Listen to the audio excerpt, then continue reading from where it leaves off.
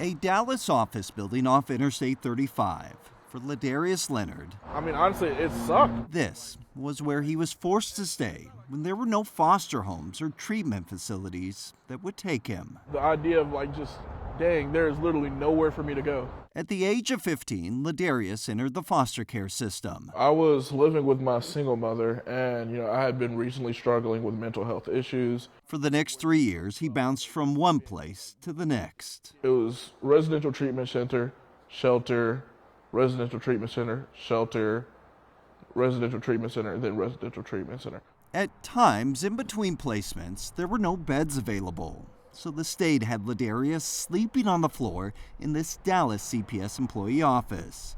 Ladarius says, especially on those nights, he often felt forgotten. And that is one of the worst parts about it. You're likely alone in a room by yourself. Not all of us are fortunate enough to have some type of technological device to distract yourself.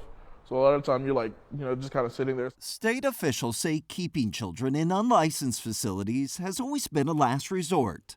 But records show since 2020, Texas has been housing more foster children in offices, hotels, and emergency shelters. Last month, 297 children spent at least one night in an unlicensed facility. That's more than twice as many as a year ago, and nearly 8 times as many as in 2019.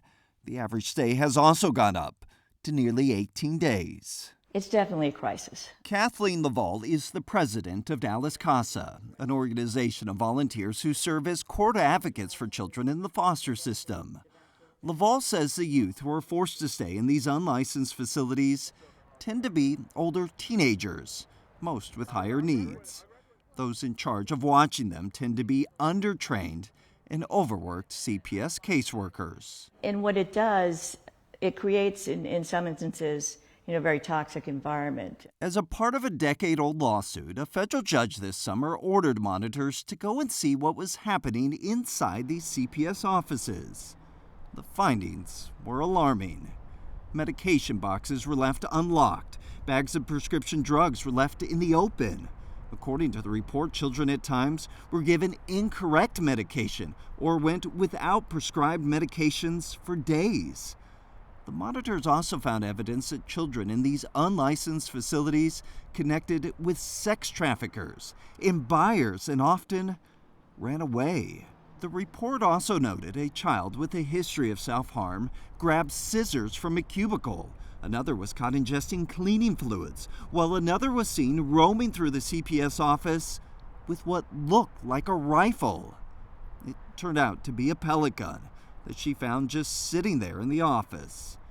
The report concluded these children that the state has put in offices and motels are at an unreasonable risk of serious harm. It's a powder keg, I would say. Oftentimes. Lisa is a CPS caseworker. She asked us not to reveal her identity out of fear of retaliation from her bosses. Lisa, like many of her colleagues, are assigned shifts every week to watch the children who are stuck in offices and hotels.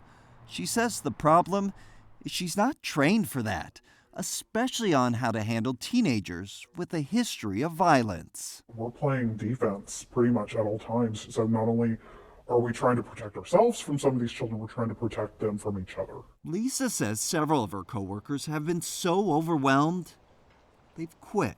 We shouldn't have this situation. We need to get out of this situation. State officials have told lawmakers the reason Texas is in this mess is because the state has 1,000 fewer beds for foster children.